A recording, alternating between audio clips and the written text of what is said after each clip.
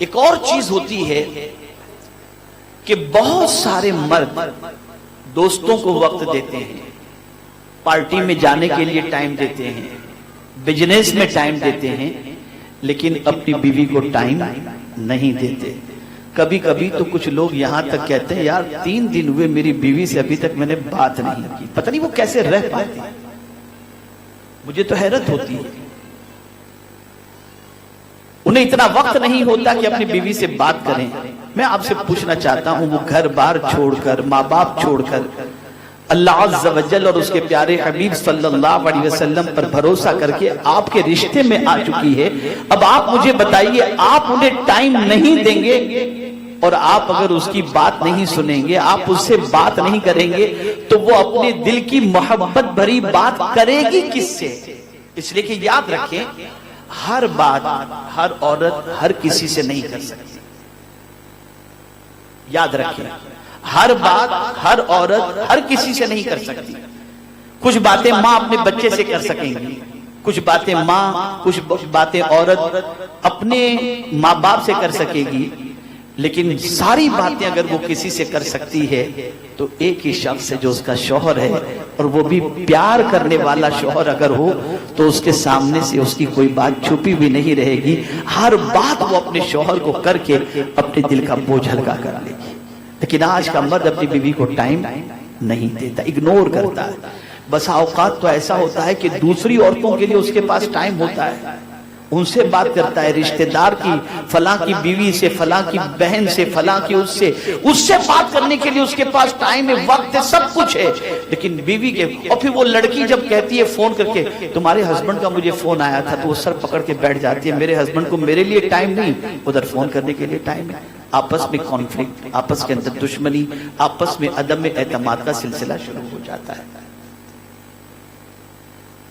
تو اپنی بیوی کو ٹائم دو۔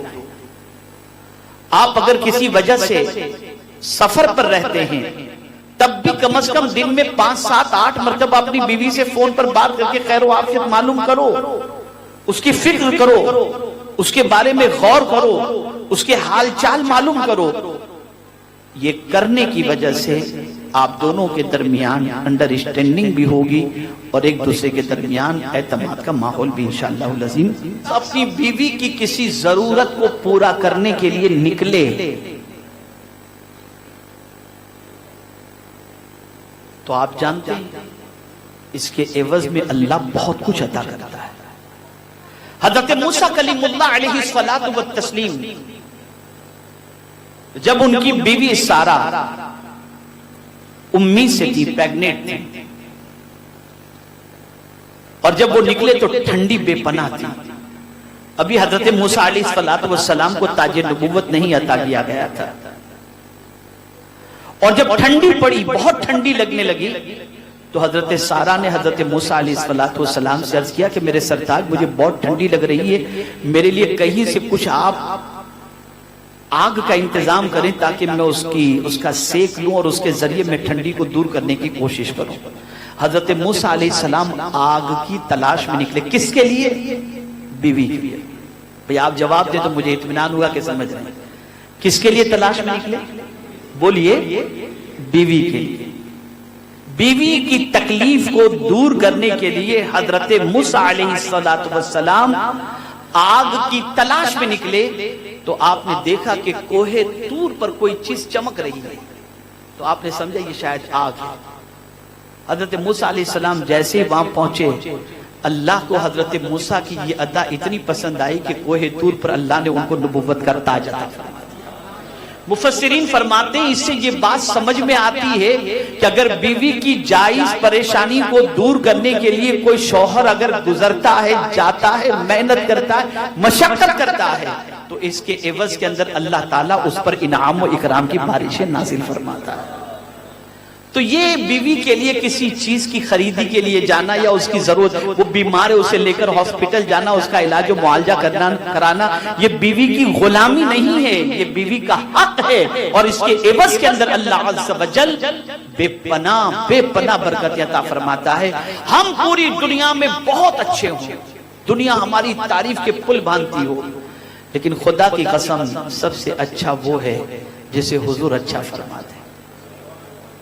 ساری دنیا ہمیں اچھا کہے ہم اچھے نہیں، لیکن اگر حضور ہمیں اچھا کہے اور پوری دنیا ہمیں برا کہے، ہمیں پوری دنیا کی فکر نہیں کرنی چاہیے. حضور صلی اللہ علیہ وسلم فرماتے ہیں تم میں بہتر وہ ہے جو اپنے اہل و عیال میں بہتر ہے، اور میں تم سب میں بہتر ہوں کہ اپنے اہل و عیال میں بہتر ہوں.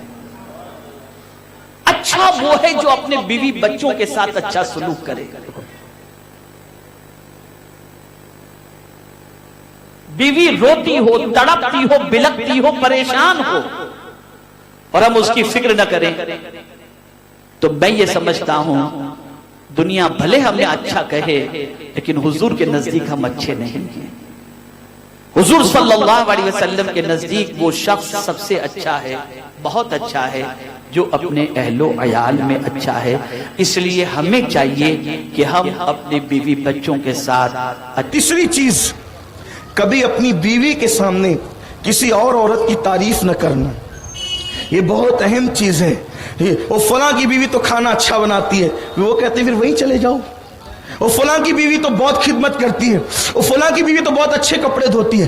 اپنی بیوی کو اعتماد میں لو، اس کو اعتماد اس کا حاصل کرو.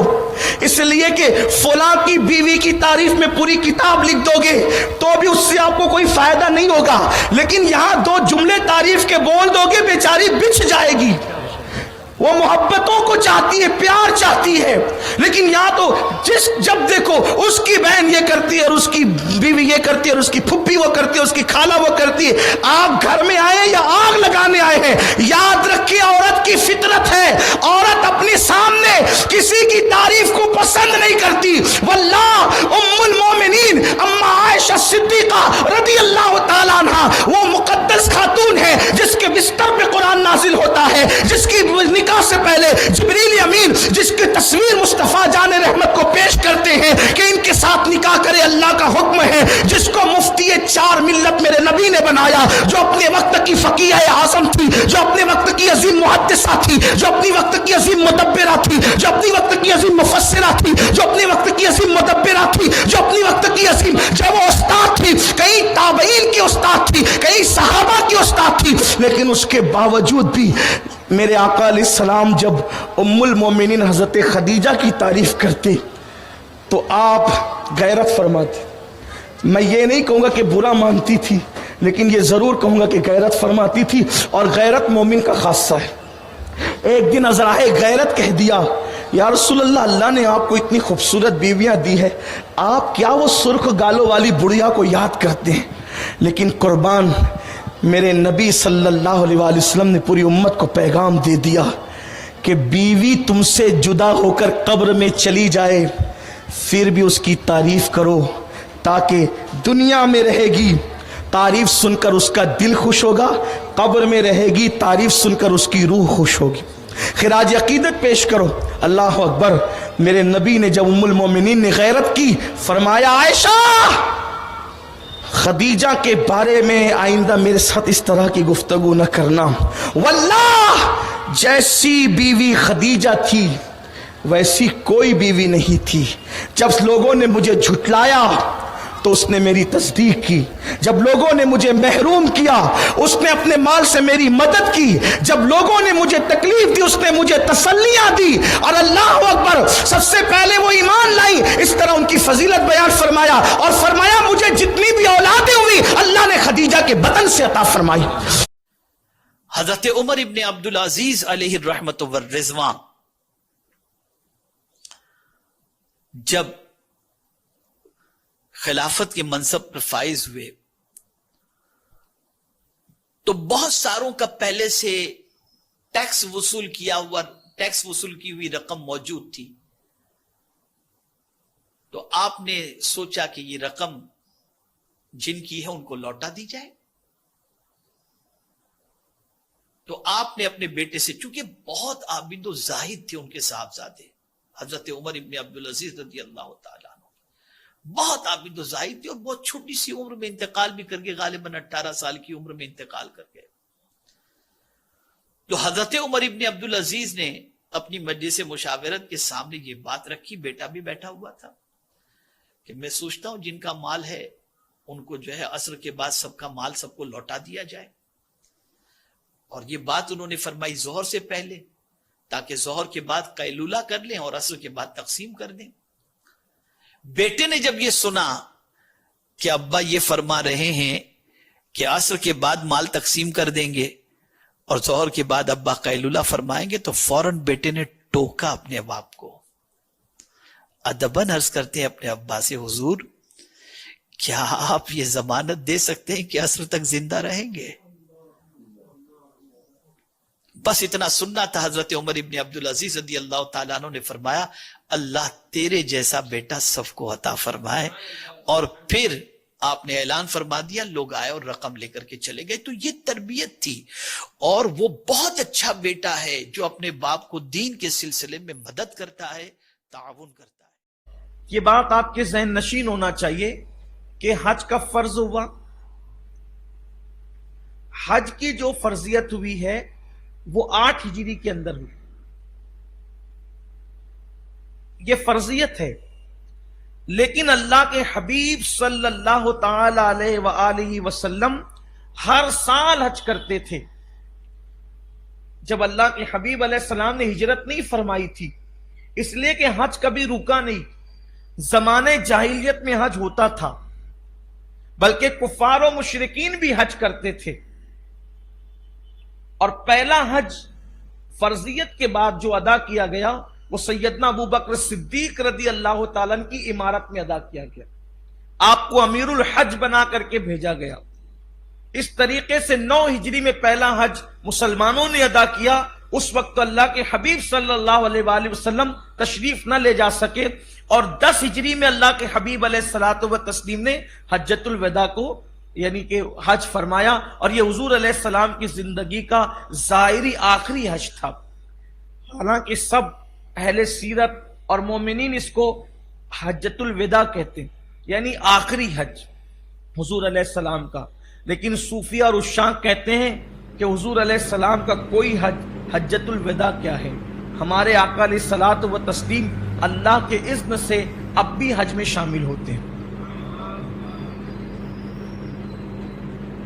تو بہرحال حضور اکرم صلی اللہ علیہ وآلہ وسلم نے جو ہے وہ ہجرت سے پہلے ہر سال حج فرمایا، اور ہجرت کے بعد اللہ کے رسول صلی اللہ علیہ وآلہ وسلم نے ایک ہی حج فرمایا.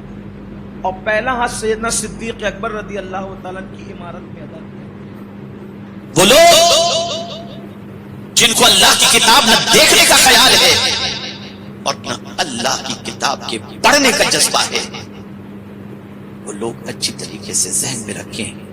بڑے سے بڑا بنگلو بنا لو، بڑے سے بڑا ایئر کنڈیشن لگا لو، بڑے سے بڑے گارڈن بنا لو، سوئمنگ پول بنا لو، تمہاری زندگی میں سکون اسی وقت آئے گا جب تمہارا تعلق اللہ کی کتاب کے ساتھ مضبوطی کے ساتھ ہو. یہ کتاب کتنی عظمت والی کتاب ہے. کسی نے میرے آقا صلی اللہ علیہ وسلم کی بارگاہ میں عرض کیا، طبیعت بے چین رہتی ہے حضور کیا کروں؟ آقا کریم صلی اللہ علیہ وسلم نے نسخہ عطا فرمایا.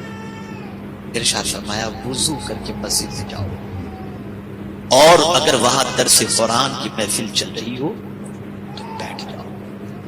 جب تم درس قرآن کی محفل میں بیٹھو گے نا، اللہ تمہارے دل پر سکون نازل فرمائے گا. اور اگر درس قرآن کی محفل نہیں چل رہی، وضو کر کے اللہ کے گھر میں جاؤ اور قرآن کھولو، پڑھنا شروع کرو. ادھر پڑھو گے ادھر اللہ تمہارے دل پر سکینہ نازل فرمائے گا. سبحان اللہ. سگریٹ سے سکون نہیں ملتا، ڈرگ سے سکون نہیں ملتا، شراب سے سکون نہیں ملتا، پکچر سے سکون نہیں ملتا، زنا سے سکون نہیں ملتا. سکون تو اللہ کی کتاب کی تلاوت